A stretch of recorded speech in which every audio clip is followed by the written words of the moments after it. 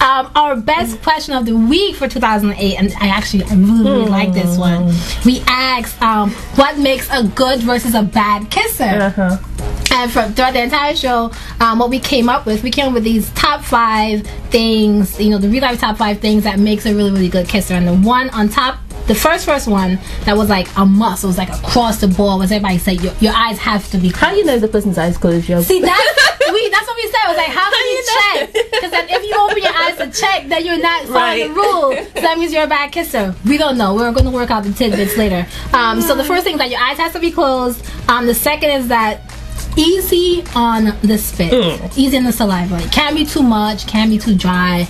It just has to be just. You guys are just so graphic. It has to be just. This is real. Is this from the audience or is this from you? We collabed things from us on the show plus things from our audience. Okay. Wow. The second one was easy on the wettage. The third was just enough tongue speed. Now this was important, like, cause now I have to think about that. We had a really detailed discussion, like what was too fast. Like we were going like miles per hour. Like, can you we was trying to come down like a science. We haven't figured it out yet. So if anybody can give us an exact tongue speed that's for a good or a bad kisser, yes, hit me up at info@therealifeshow.com. The fourth was that you had to have juicy lips. I'm not sure exactly what that means because your lips is something you inherit.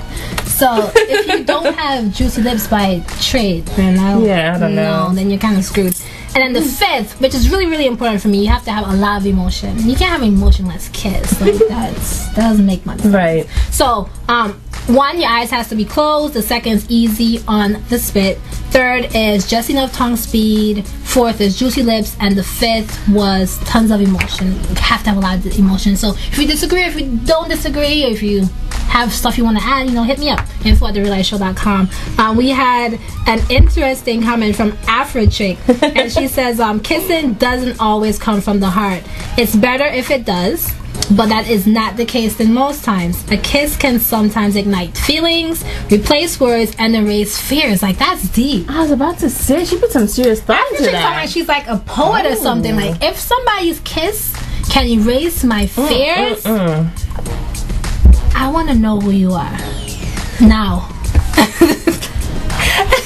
She goes on to say that kind of kiss separates a great kisser from a... so that's a great kisser from a good kiss. Like if you can erase someone's fears, replace words, and ignite feelings, you're a great kisser.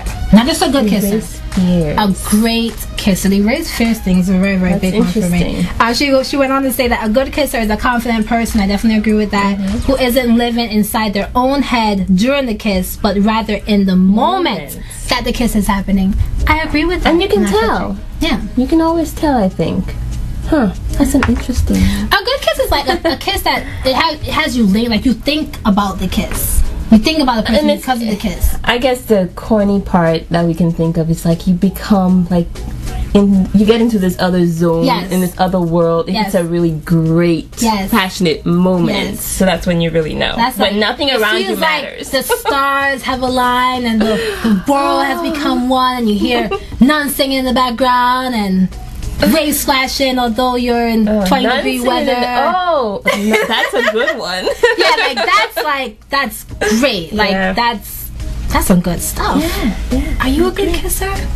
Email me at info@realifeshow.com. Send us a demonstration. How about that? I have like people testing you guys out. Like, can you test them? Can you test them? You like test kissers? No? You have somebody test somebody for you? Because isn't they're bad? Well, like one person has like really stink breath. If you had your test kisser out there for you, you would never kiss that person. That would be funny.